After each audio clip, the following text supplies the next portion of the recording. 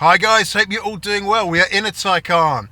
Lovely car, terrible depreciation, and that is going to be the subject of this video. We're going to be looking into the details here, trying to understand just why it's gone so terribly wrong. And yes, it has at the moment. EVs on the whole not looking great. Taycan especially bad. You might have taken your Taycan down to a Porsche dealer, asked how much it's worth, and left in tears and contemplated life. They really are not holding up well in terms of the residuals. But why have we gotten here? How have we ended up in this situation? A Porsche that you'd kind of hope would do pretty well isn't doing well at all. They really have declined in value. And I think there's not one primary reason here. There are a number of contributing factors as to why we've ended up in this situation. I've kind of landed on 5 that I think are some of the reasons why these cars aren't doing so well right now.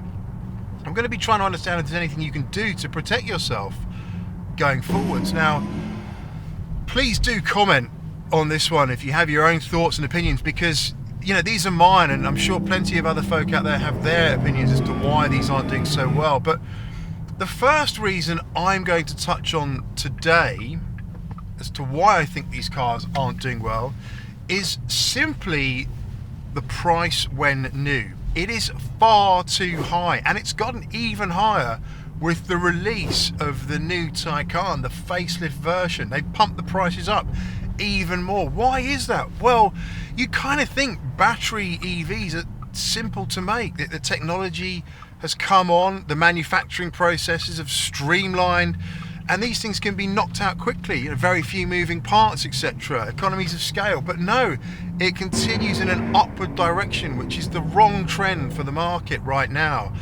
All other manufacturers are getting their EV prices down. They are lowering them. Porsche completely bucking the trend here by heading in the wrong direction. And if you look at, for example, a Panamera Turbo E-Hybrid, it's 141k, I think, about their list, which is, to me, represents pretty good value in terms of a very versatile car.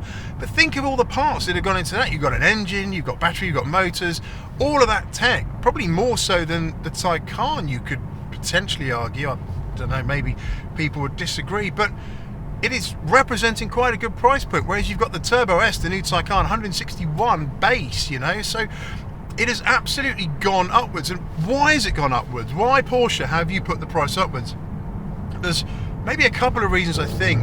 One we'll come on to later in this video, but the other is when you're pricing a car, you have to price in the projected cost of warranty repairs, right? To come to that cost. That's one of the areas that you look at as an accountant. What is the projected returns rate, the cost of warranty repairs, and then you bake that into the price when new.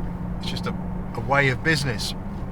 And the Taycan has really struggled, right? I mean, mine's not been too bad, but pretty much everyone has been back for a new heater at some point. So the cost of that, the workshops, the new heaters, the loan cars that have to go out, the insurance, all just an absolute nightmare in terms of what that is costing Porsche as a manufacturer right now.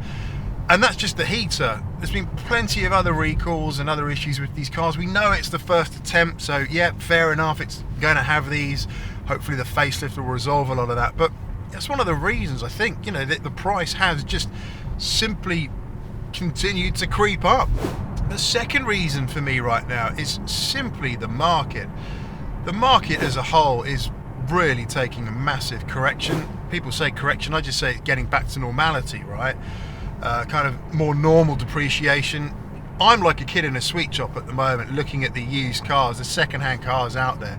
It is crazy. Some of the offerings you can get for very little money are so tempting. Indeed, I recently picked up an SL55 just because, hey, why not? It represented good value and I love them. I saw as well a 612 Scaglietti, £53,000 for a V12 Ferrari. Admittedly, one of the ugliest Ferraris ever made, in my opinion, but still £53,000 for that car. It is crazy. So the market on the whole right now is just looking good and bad. Good if you're a buyer, bad if you're an owner and looking to sell, right? So we're going through this kind of huge shift in the market in general. And we've also had this situation of significant oversupply. All of this revenue was brought forward during lockdowns and supply chain shortages, right, where we had huge backlogs. And it's not just the car industry. You'll see a lot of cycle manufacturers now, bicycle shops, all struggling because all of this was pushed forward in lockdown. You know, people had nothing to do, nothing to spend on.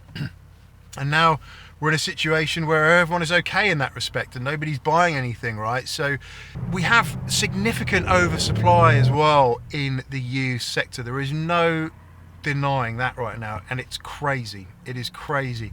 150,000 Taycans made to date, which is quite a hefty number of cars that Porsche have shifted. But I looked at Auto Trader, which is a perfect weather barometer, if you like, of where the industry sits right now. About a month ago, and it was 700 cars. We're now at 761 cars. So it is really going in the wrong direction. More supply means more choice, more cars sat around on forecourts, more price reductions, further snowballing that effect, that significant effect of price decreases across the board from a used perspective. So this oversupply has really, I think, hurt Porsche in the long run. Indeed, now we're starting to see, I've just seen recently, McLaren have come forward with an offer on the Artura, finance offer. Is the same situation going to happen with them too, like we saw with the 570S and to a certain extent the 720S? Short-term gain for long-term pain, potentially hurting those long-term residuals. Oh my God, Isuzu Piazza Turbo. An Isuzu Piazza Turbo. That is, if only you'd seen that on camera, that is probably one of the rarest cars on the road in the UK right now. So yeah, we are in this kind of crazy situation of having loads of cars sat on dealer forecourts, and Porsche not wanting them. Indeed, another YouTuber, quite a famous YouTuber, wanted to get his GT3 RS allocation, right, and he was told he could if he brought, I think, 3,000 Taycans or something like that. So a huge desperation, if you like, from Porsche to shift all of this Taycan stock they've got floating about everywhere right now, and it is a lot of stock. That is the second reason as to why we're in this situation. The next reason, I think, is kind of general infrastructure fears about EVs and kind of people thinking, oh, you know what, I just can't be bothered with an EV right now. And I should rewind, actually, just point number one, that the cost of a Taycan, you can get a Tesla Plaid for about 85,000 listed in the UK. That's probably about 100k cheaper than a Turbo S, a new Turbo S with options. 100k, right? So Porsche, price of the Taycan is too high. Coming back to the point about infrastructure, yeah, I just think people are kind of thinking, you know what, I don't need to bother right now. Also, the UK has extended the stay of execution for ICE cars from 2030 to 2035. So people have more time to think about not necessarily having to jump into an EV right away. I wanted to get an EV because I wanted to try it. I wanted to see what it was like. It's great fun. But yeah, there are sacrifices you have to make in terms of some long trips in the UK, right? It's just the reality.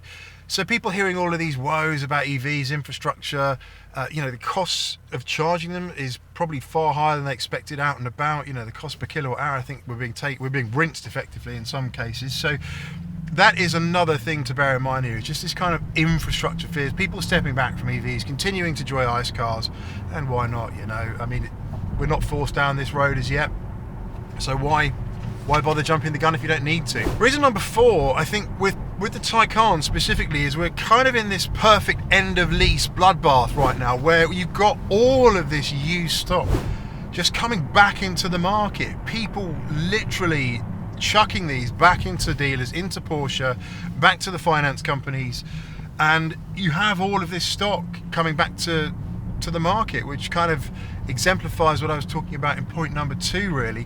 But it is a really struggling situation. You've got this kind of cycle of all of these end of leases happening. Don't forget the Taycan was released in 2020, so maybe 3-4 year leases all kind of coming to an end. Perfect storm of making things very difficult right now. And the other part here is really important. It's how Porsches are bought, Taycan specifically in the UK. In the UK, they are all bought, 90% of them, through companies, and there are significant reductions to be made in your profitable, your taxable profit if you buy a battery electric vehicle in the UK.